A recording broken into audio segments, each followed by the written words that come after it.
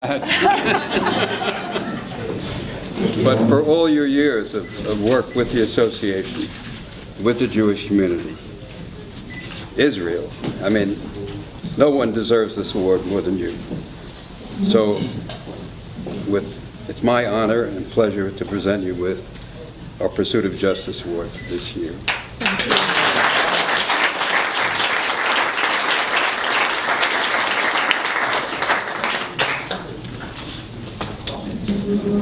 Wow, thank you.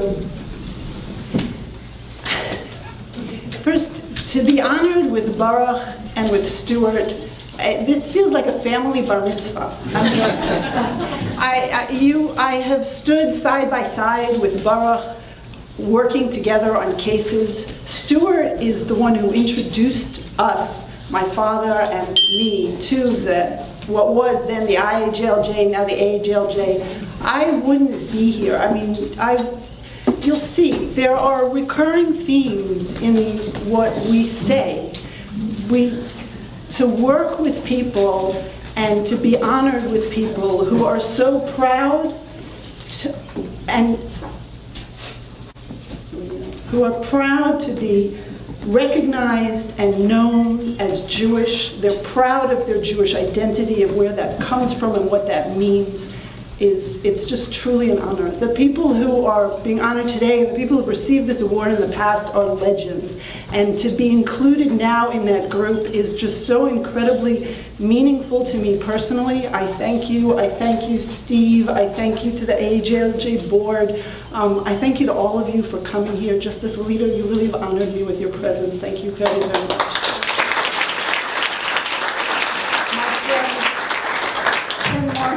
Ilan Carr, Seth Waxman, Debbie, I mean, you've known me since I was really little. Thank you all. And thank you to my family, to my kids, Gidon, Ayala, Tila, Nadim, my husband, Eliezer. I don't always do a very good job. In fact, I don't do a good job at all of separating between work and home, or work and my passion and work. They blend together. And you folks are what enabled me to do it all, and God bless you, I love you. And thank you to my parents, whose love and whose guidance and whose passion and determination and so much more is really the reason I am standing here today. I became a lawyer because of my father, and not because he said to me, you should be a lawyer, or suggested I should be a lawyer. And I didn't become a lawyer because I saw him and his extremely interesting legal practice. When I was a kid, people told me I had a very warped perception of what the legal profession was all about.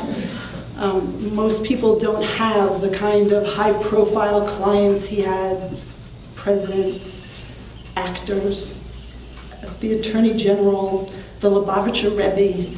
That wasn't the reason I wanted to do what he did or become a lawyer. And it wasn't even, and I will tell you, he has yet to write his memoirs, but it wasn't because he had his lyrics sung in the august courtroom of the Supreme Court, or even because, and many of you may not know this, he's had his poetry published in F3rd. That's right, my father delivered a limerick before an en banc 11th Circuit hearing, and the court found it worthy of publication. So you can find it at 5 F3rd 1383, footnote 17, where they note that the lawyer gave them this limerick with, quote, notable panache. That also wasn't the reason why I decided to become a lawyer. I became a lawyer because I wanted to do what he did for free. It was the time and the energy that he put into protecting Jews, into making sure that Jews were safe from harassment and discrimination, making sure that Jews could practice their religion freely and hold their head high in this country. That's what I wanted to do. And I realized that that passion and that desire of my father's didn't start with my father. His father, my grandfather, Dr. Isaac Lewin of blessed memory, he too worked to protect Jews.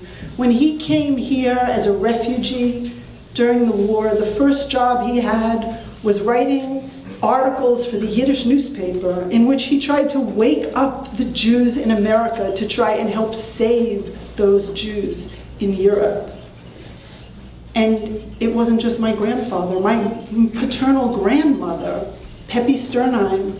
It was her determination and her creativity that actually opened up a path to freedom for many of the Jews who were fleeing war-torn Europe. She was a Dutch Jew, and she was the one who came up with the idea of the Curacao visas, which is what the Japanese consul Shiuni Sugihara relied upon when he ended up giving over 2,000 Jews transit visas through Japan that saved their life. My grandparents and my father received one of those first Sugihara visas. That's what saved their lives. In Sugihara, they saved over 6,000 Jews then. Now there are tens, if not hundreds of thousands of descendants. I'm one of them. But my grandmother played a role in that. And it went back a generation before that, because my grandfather's father, my great-grandfather, Rabbi Aaron Levine, Zichrono Tzadik Livracha, he was the chief rabbi in a city in southern Poland, in Polish called Rzeszów, in Yiddish Resha. He was the Resha Rav. But he wasn't just a rabbi. He was also elected twice to the Polish Sejm. So he was a politician. He spoke a beautiful, flawless Polish. And he spoke out in the Polish parliament against Hitler. Some rumors say that he was on Hitler's 10 most wanted list. He perished in the Holocaust, but he would spend his time on the train traveling from Rzeszów to Warsaw writing commentary on the Bible. So he not only was worried about protecting Jews physically, but he was also concerned and worked to nourish them spiritually. But I didn't only get this from my father's side of the family. My mother, she too taught me this responsibility. When I was in college, we took a trip to Russia, and we met a family that had been in refusal for 18 years, the longest at that period of time. And when we came back, my mother didn't waste a minute. There was the mother, actually, there was a couple with 2 kids, was given a temporary visa to be able to visit the United States while the rest of her family was held hostage behind. And my mother went to work with, I know Fran Kritz is here, she went with Neil Kritz. They worked around the clock with a team, and finally actually managed to bring the plight of this family to the attention of President H.W. Bush. And he intervened, and they were freed. They ended up in Israel. They live in Israel now. But I saw that determination. And my mother's mother, my grandmother, Rebbetzin Sivya Rabba Gordon, I can't even begin to tell you how much of my outlook on life is because of her. As you heard, I lived with her when I was in law school. But she was an extraordinary woman who was born in the old city of Jerusalem when it was under Ottoman rule. And she was a 6th generation Jerusalemite. Very proud, not only loved Yiddishkeit, loved Judaism, loved her family, proud of her roots. And so I grew up, though, with a very 38, 39 in the Lodz ghetto. And I'd look at these pictures and I'd think, wow, that was the world my father was born into. If not by some crazy twist of fate, that could have been my world. How close. My father, my children call him Opa. Why do they call him Opa? Because he only knew one of his 4 grandparents. The other 3 perished in the war. His Dutch grandmother was his Oma. And so when he became a grandfather, he knew he had to be an Opa. The Holocaust was so close to me growing up. I read all the children's historical fiction books. I wanted to feel it, I wanted to know it, because it was so close. And so on one side of my family, I felt here was the Holocaust. And yet on the other side of my family, here was Israel. And so in many ways, those two defining moments in Jewish history that we have in recent memory, they come together in me. My people's history is my personal history in a very deep way. And so I have often felt that with the privileges that I've received and the blessings that I've received, because I wasn't born in Lodz, I was born here, and I was given so much in this extraordinary country with huge opportunity. Why? It has to be, not only had to be, but has to be for a reason. And it must be that I have to use the opportunities that I'm given, the education that I'm given, the training that I'm given, to be able to do what I watched my parents and my grandparents and all of them want to do, which is to keep the Jewish people safe, to make sure that we can continue to live freely and safely and openly and proudly as Jews. So that's what I've done. I not only was blessed, thanks to my mother who pushed the two of us to open up Lewin and Lewin, to be able to devote considerable professional time doing that, but a year and a half ago, thanks to Ken Marcus, I've been able to even do that really full-time now. What happened is my proclivity for the pro bono side of Lewin and Lewin's work meant that at our law firm, the non-paying work was really outweighing the paying work. And so I knew that I needed to try and figure out how to earn a living. And I thought, well, since we were doing religious liberty work, maybe I could open up a nonprofit devoted to religious liberty litigation. And so I had been, and Ken had asked me when he created the Brandeis Center, that's the Louis D. Brandeis Center for Human Rights Under Law, to be on his legal advisory committee. So when I was going to put together my nonprofit, I said, well, I need an advisory committee. I'll go ask Ken if he'll be on my advisory committee. So I went to Ken, and I said, would you be on my advisory board? And he said, sure, I'd be happy to. Let me know as you get it set up. And then about 2 weeks later, he said, can we meet for coffee? And we did, and he said, it's not public yet, but I'm about to be nominated to be the Assistant Secretary for Civil Rights in the Department of Education. Would you mind, instead of opening up your own new nonprofit, taking over my nonprofit?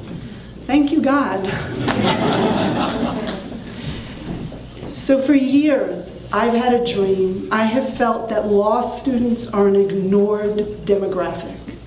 Teach law students, give them the tools, and they could be an enormous force for change and for good. So I realized when I started working at the Brandeis Center that one of the big problems we have is that if you mention Israel and on a college campus or in public, immediately everyone views it as nothing more than a political disagreement. But what we have happening on campus right now is actual harassment and discrimination. Jews on campus who wish to express the Zionist part of their Jewish identity, right? This yearning for Zion. L'shana haba b'Yerushalayim. We pray for this return next year in Jerusalem. We've been praying for this for thousands of years. At the end of the Passover Seder, at the end of Yom Kippur, right? For thousands of years, Jews have prayed not only facing Jerusalem, but praying to return to Jerusalem. And if I express that support for the Jewish homeland, I am now marginalized and excluded. I'm told I can't demonstrate on climate change or women's rights or LGBT rights or any of that unless I hide or shed that part of my Jewish identity. And the problem is, one of the big problems is that the students on campus don't understand how to articulate this as harassment and discrimination. And they don't, undergraduates, I hate to say it, don't call lawyers. They don't. So how do you train them? How do you educate them? How do you guide them? Law students, right? Students helping students. So I created a program that we called Jigsaw. I have to thank my daughter AAJLJ for that acronym. It's our Justice Initiative guiding student activists worldwide. And I decided to train law school students, to teach them the civil rights laws, the First Amendment laws, about academic freedom, to teach them to understand what's involved in having to file, whether it's a complaint with the Office of Civil Rights and the Department of Education, or just how to guide the undergraduates so they can talk to administrators, so they understand how to protect them from what's happening on campus. I'm just going to tell you one quick story. I ran a training now 2 weeks ago, the Shem Tovs, Rabbi Shem Tov and Nechama Shem Tov, because we had the students come in and we were staying at a hotel right around the corner over Shabbat, and we ate our meals at Chabad. And my goal was not only to teach these students, but to create a sense of community, a bonding. There were students from Harvard Law and Yale and University of Chicago and Northwestern and a few others. And a week after those students went back to their campuses, the University of Chicago law student posted in our group's now WhatsApp group, and she said, look at this, and this was a screenshot of her exchange. Turns out she's head of the Jewish Law Student Association, and they had invited former Congresswoman Shelley Berkeley to speak on campus. And the women's group at the University of Chicago would agree to co-sponsor that event. And what happened? Suddenly, the women's group pulled out and said, we're sorry, we're not going to be able to co-sponsor the event. And when our Jigsaw fellow said, why not? She was told, well, we have to be transparent. We discovered that Congresswoman Berkeley had supported anti-BDS legislation, and we don't want to offend any of our members. So feminists don't support BDS, so we cannot support a speaker who's anti-BDS, sorry. So you can't be a Zionist and a feminist. So our Jigsaw fellow was not ready to take this line down. She penned a letter and she put it in this WhatsApp group, and she said, I'm planning on sending it out tomorrow. If any of you have any suggestions or edits, please let me know. And I looked at it, I had some ideas, but I thought, you know what, she'll send it out tomorrow, it's late tonight. I'll get back in touch with her tomorrow. And when I woke up in the morning, I discovered that 2 other Jigsaw fellows had reached out to her, worked with her on her letter, and she decided to send it out that night. And within an hour of her sending out that letter, the women's group reversed course, signed back on as co-sponsors of the event. And then when she shared this with the group, they were complimenting her on her success. And I thought, wow, not only did she get this reversed, but watching what the law students had just done, right? They didn't even need me. I'd given them the tools, and on their own, they just provided this support and this guidance and made a difference. And I see that now over and over and over again when it comes to the undergraduates on campus. But I will tell you, if you talk to the undergraduates on campus, they will tell you the most painful and difficult times are not even when they're dealing the interactions between Jewish and Arab students. It's the interactions between Jews and Jews that are the most difficult and the most painful. And to repeat on a message and a theme that you've heard now, the most important thing, and because it's the most painful thing right now to see, is the disunity, right? We need unity. And so I'm just going to close with a little Dvar Torah, because when I always look for Dvar Torah, I go back to my great-grandfather, the Reish Rav. And it just so happens, coincidentally, they had a beautiful Dvar Torah, word of Torah from this week's Torah portion. In Parshat Bo, this week, it actually says, and this is where we get the story from the Haggadah, it says that V'higadat levincha bayom hahu lemor ba'avor zeh asa Hashem li b'tzeiti mitzrayim. That we're commanded, parents are commanded to teach their sons, their children, the next generations, that God says, you shall tell your son that on that day, saying, it is because of this that God acted on my behalf when I left Egypt. And my great-grandfather explains that this line here is a hint that what we're really commanded to do is to teach our children a love for our people, a love for our nation. We have to teach our children that the pain of others is our pain, that the joy of others is our joy, so that they won't withdraw from the community, but that we shall be as one. Because it's when we're one and when we're united that God then blesses and rescues us from Mitzrayim. So how does he understand this? Where does this come from? He explains it comes from this little word, zeh, right? It is because of this. What's this? How does he get that from this? Well, my great-grandfather goes back and takes a look earlier in Genesis. There's another place where this word zeh is used, and it's perplexing. Joseph is going out and he's looking for his brothers, and he meets a man, and he asks the man if he's seen his brothers, and the man says to him, Vayomer ha'ish nasu mizeh ki shamati omrim nilcha dotayna. The man says to him, they've journeyed on from this, for I heard them saying, let's go to Dotan. What does the man mean when he says to Joseph, Nas'um mizeh, they left from this? Rashi, as you heard from Rashi, the commentator, explains that zeh means Hesiru atzman min ha'achva. They remove themselves from the brotherhood. He explains that this man was giving a hint to Joseph that his brothers, they don't view you as a brother anymore. They've removed themselves from this fraternity, from this brotherhood. How does he understand that? Because zeh, so in Hebrew it's written with two letters, a zayin and a hey, and if you understand gematria, every letter has a value. The numerical value of zeh is 12, representing the 12 tribes. They remove themselves from zeh, from the 12 tribes. They're no longer part of this unity, part of this united brotherhood.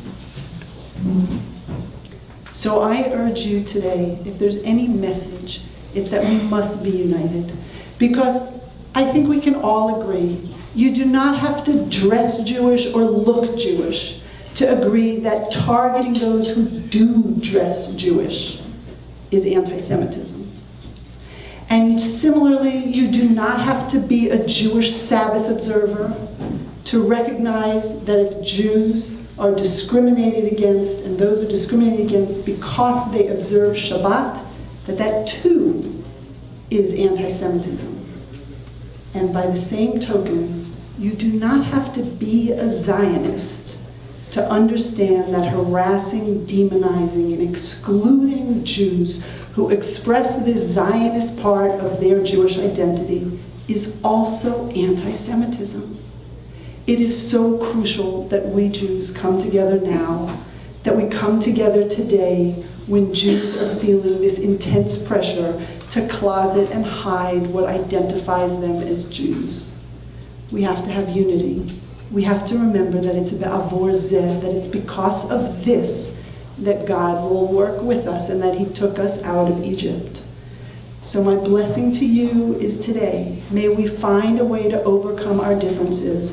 May we recognize, as Stuart was saying, that it doesn't matter what kind of Jew you are, whether you're Ashkenazi or Sephardi, Reform, Reconstructionist, Conservative, Orthodox, Haredi, Chiloni, Israeli, American, we're all Jews. And we have to support one another, and we have to unite together to oppose those that oppose us. And that is the true message of the AAJLJ and this Pursuit of Justice Award. Thank you.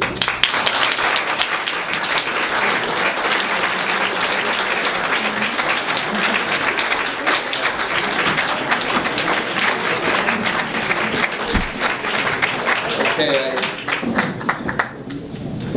what an all-star lineup this was. I just want to hold you for a few more minutes if you can stay.